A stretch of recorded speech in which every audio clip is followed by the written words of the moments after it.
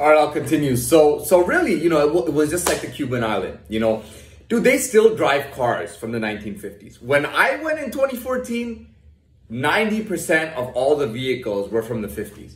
Okay, here and there in little odd hills and stuff, I saw the odd Russian vehicle that was new. Everybody was driving a beater, man. And Castro had given a law where they got like, if you had a beater from the 50s, you got like $1,200 a year or something to maintain your vehicle. Okay, $1,200 to just fix it up. I think it's $1,200 or $1,500. You got that for the whole year just to maintain your car, because he couldn't import anything. That's how I felt. Like I was stuck on an island, and basically, rather than say, well, he's good for everybody. Okay, he's positive. Everything in his life is clean. He's lacking any kind of knowledge into basic things that we tell our children when they're little kids. Our children know that stuff from like 4 years old. This kid started talking fluently and knew his ABCs and his multiplication at like age 1, right? Well, what's so special about him? Because my kid, when he was 2 years old or 3 years old, when he started talking, I told him about all the secrets of the world. Basic shit that's common knowledge. And this kid has no knowledge of any of that. So what makes him so great? I got a lot of hate, man, for doing everything the right way and for trying to be a better person. I got a lot of hate, and they just cut me off on every, but because I was still connected in the world, I was still able to do my thing, and I was still able to, until I pretty much, before robbing that bank, I just hit a brick wall. I could go nowhere. I had 4 walls around me. I could go nowhere but, through, and the only way through was to go rob a bank, man. You know what I mean? So that's crazy though. What else? I want to kind of roll into more. Again, it was basically talking about life and stuff. So yeah, I mean, I've already talked about everything else, but that's what it is. You're in the world. And by the way, not only have I heard this, I've been told this, and I've seen it, and I read it, and I know it. And people always say that I don't know who I am. People would always say that I'm somebody, but I have no idea who I am. Don't let him ever find out who he is. Don't let him ever figure out who he is. You know what I mean? That kind of thing. And a lot of people, almost everybody was off. Like almost everybody had the wrong impression. Almost everybody thought I was somebody else. It was just insane. They didn't even know who I was. You know what I mean? They had no idea about me or anything. It was just insane, man. What else can we really talk about?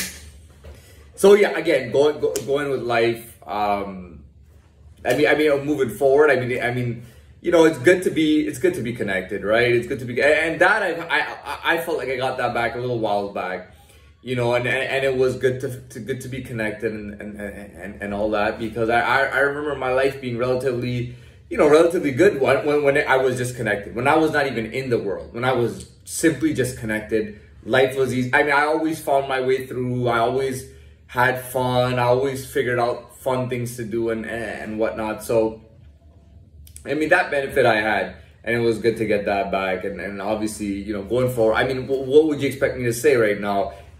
Going forward, I would be it's not even about being a better, see, that's what I've learned. It's not about being a better person. It's not about being smarter. It's not about any of that. That's not what it's about at all.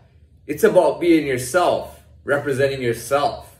I mean, I liken this planet, and when I think of, I don't always just think of people. I think about animals too, and I love thinking about animals. And I told you, I have some kind of correlation. Sometimes I look at animals, and I look at people, and I make a correlation, because this planet is so unique. You've got little lizards, you've got little cats, you've got big alligators, and you've got big lions and tigers, right? You know what I mean? You have everything on this planet, man. I mean, whether it's land or water or sky, you just have all kinds of animals. You got farm cattle animals, you've got predators, even little foxes and predators, you've got wolves, you've got all sorts of stuff. You got bison, you got buffalo. I mean, you got birds. It's so many different types of birds that fly in the air. You've got sharks and fish and all this stuff in the water. I mean, this world has so many different types of animals. I mean, all your reptiles, your lizards, your snakes, and it just all the stuff that that exists in this world, all the different animals, you know, at the end of the day, is it, oh, well, I'm the smartest. That was the way I thought. Well, I'm the smartest animal. And I know, so, but, you know, I was like, well, I got to play the animals. You know, I got to see how they play out, and I got to be on the winning team. You know what I mean? I tell you, but that was, as a child, it was the opposite. As a child, I had to be on the losing team. As a child, all I wanted to do was be on the losing team. I wanted to be on the team where I felt like people cared about me more, where I felt like there was more camaraderie, where I felt like I cared about those people more, where I felt like there was closeness, where I felt like, you know, that we could share some kind of moments together, you know. And I'll take you back, you know, 7th grade, you know, I wanted to make that. So elementary school, we had no basketball teams, but junior high basketball team started from 6th grade, okay? The 6th graders and the 7th graders made the junior team, and the senior team would be the 8th graders. Now, typically only 2 or 3 juniors from 6th grade would make the team because other kids were bigger and better. So 6th grade, I didn't make the team, and I was very upset. And so I kind of dedicated, I said, you know, 7th grade, I'm going to make the team. So I played in the summer. And I played in the summer, I made the 7th grade team. And believe you me, I mean, despite having a player who was probably the best in all the junior high leagues, despite having the best player, was not me, but despite having the best player, you know, and the funny thing is, I was put starting lineup shooting guard in the first game. But despite having the best player, we were the worst team. Like, I remember all my ribbons, I put them on my wall. I had 4th place, 7th place, 4th place, 7th place.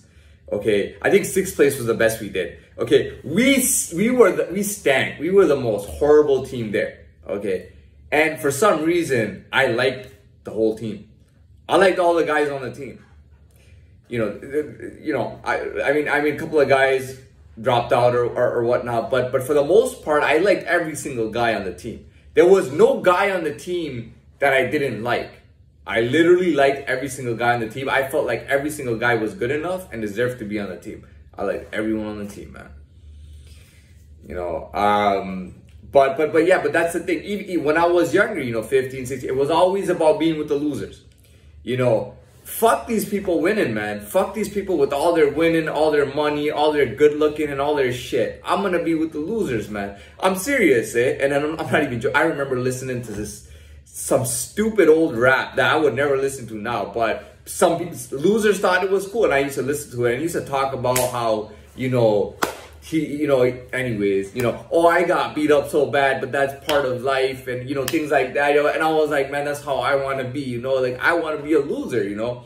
And it was really that 17 to 18 transition where I started flipping my mind and going, dude, these losers don't care about me, man, and these losers are not for me, man, and I'm better than these losers. I don't want to be with these losers. And I turned 18, I told you, my first day I turned 18 was getting a Corona. You know what I mean? Getting myself a Corona, you know. And I gotta tell you, I flipped it. I was like, dude, I want to be with the winners, man. Fuck all the losers, right? I don't care what the sport is, what the game is, what the life thing is, work or whatever. I don't care what it is, business, fashion. I don't care. I want to be with the winners. I told myself I want to be with the winners, and that's all I wanted to do. I wanted to be with the winners. I was like, I'm going to be on the winning team. I don't care who's what and who's doing what. Because at the end of the day, you know, I'm going to find my way each and every single time. And I'm going to be with the winning team. You know what I mean? And again, I mean, things were going well, man. 2014, I'm traveling the countries. I'm having fun. I'm working every day out in the downtown of the city, you know, outside. You know, I'm having fun all the time. I'm meeting people and everything. And, you know, hitting that brick wall, you know, where I could not escape anymore. You know, like, they made it so difficult for me. I could not escape. And then robbing that bank. And this time was like a time where, you know, like I said, it was that time. I wasn't with the winners or the losers. You know, I was just pretty much by myself in the worst of places, you know, and I was lucky enough to reach out or lucky enough to try to reach out, you know, and try to get someone, like, try to get people in my life, you know, and I'll be honest with you, I had to turn to the worst of people, man. it was like a process, you know, and I just kept turning. I kept turning to the worst of people because nobody was doing anything for me. Everybody wanted to kick me out. Everybody wanted me to fry. Everybody was like, fuck this guy. So, I mean, I had to turn to the worst of the worst that I could think. Like, really, and I'm not even joking about that. I had to think about the absolute worst people in the whole world. And I was like, I gotta be on that side, man. You know what I mean? Because I got nothing left, man. There's no losers, no winners with me at the end of the day. I got to get with the worst of the worst. And again, you know, as I progressed in that time was where I learned. Because in lifetime being connected, nobody was talking to me or telling me anything. So, or talking to me on my level. So in that time, I had to really, I had no choice but to learn and but to do my own thing and but to strengthen and but to get better. You know, and you know the rest. I've told you all about my time. I've told you all about the 7.5 years and how it all went. And you know what it is. And I've told you what I want to do going forward. And you know what it is. And there's not much more to say. So I'll wrap this up, you know. And I'll just tell you how funny that is. You go from being with the losers. No, I'm with, because, you know, when you're a child, you go with the losers. You know, they cry, you cry, they cry.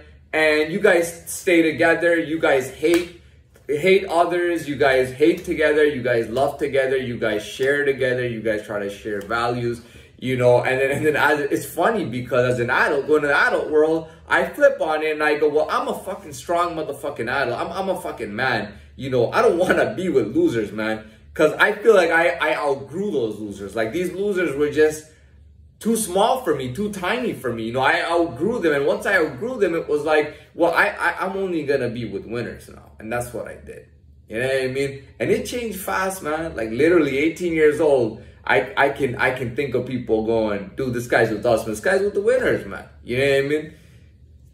You know, so that's the recap. And finally, again, I'm going to say it, you know, in that time, and I told you that before too, I could only turn to the worst of people. Like, as I progressed through that, went through that time and things got worse and worse, all I could do is think about how I was just rotting from the inside. You know, like I told you, I felt like I was up in Rikers, in the worst place in Rikers, and I was just rotting inside. You know, just evil was overcoming me. You know, all my instincts, all my conscience that told me, come on, man, we got to be good. We got to be good. We got to be good was going away. And evil was starting to consume me. And evil was starting to take over me. Anyways, I'm done. We're going to end this video here. It was a 2-part video. I gave you a lot of content. Enjoy it. Watch it. And let's wrap it up right here.